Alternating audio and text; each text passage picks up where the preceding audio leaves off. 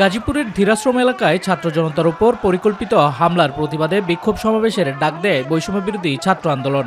রাজবাড়ী মাঠে অনুষ্ঠিত হয় বিক্ষোভ ও সমাবেশ।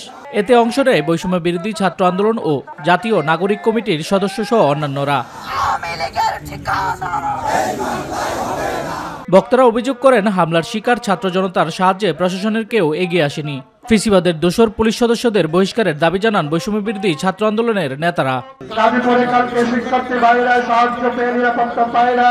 তাদের ভাইদেরকে ওনারা ডাকাত বলে বাড়ির ভিতরে আটকে অনেক মারধর করছে। তাদেরকে অতীব দ্রুত আইনের আওতায় এনে তাদের বিচার দাবি চাইতেছি। এ সময় ছাত্র নেতাদের ওপর হামলার অভিযোগে আওয়ামী লীগ, যুবলীগ ও ছাত্রলীগের সন্ত্রাসীদের গ্রেফতারের দাবি জানানো হয় সমাবেশ থেকে। আওয়ামী লীগের সন্ত্রাসীদের কারাগারে না পাঠানো পর্যন্ত রাজপথে অবস্থানের ঘোষণা দিয়েছে বৈষম্য বিরোধী ছাত্র আন্দোলনের অন্যতম সমন্বয়ক ও জাতীয় নাগরিক কমিটির মুখ্য সংগঠক সার্জিস আলম। গতকালকের হামলায় যে সন্ত্রাসীরা জড়িত ছিল তাদেরকে আজকের মধ্যে গ্রেফতার করতে হবে। ইতিমধ্যে আমাদেরকে স্বরাষ্ট্র মন্ত্রণালয় থেকে জানানো হয়েছে। সার্জিস বলেন, বাংলাদেশের কোথাও কোনো সহযোদ্ধার গায়ে হাত দেওয়ার চেষ্টা করলে পুরো বাংলাদেশ আবারও নতুন করে জেগে উঠবে।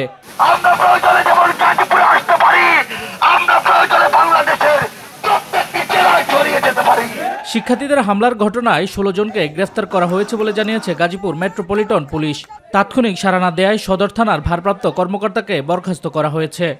যারাই আপনাদেরকে এভাবে আঘাত করেছে তাদেরকে প্রত্যেকের এই আঘাতের শিকার হতে হবে ইনশাআল্লাহ।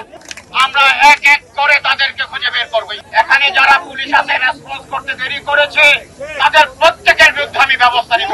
প্রশাসনের আশ্বাস ও অপারেশন ডেভিল হান্টকে পর্যবেক্ষণের ঘোষণা দিয়ে অবস্থান কর্মসূচি স্থগিত করে বৈষম্য বিরোধী ছাত্র আন্দোলন। শামস তাবরিজ উচ্ছ্বাস, মাই টিভি নিউজ ডেস্ক।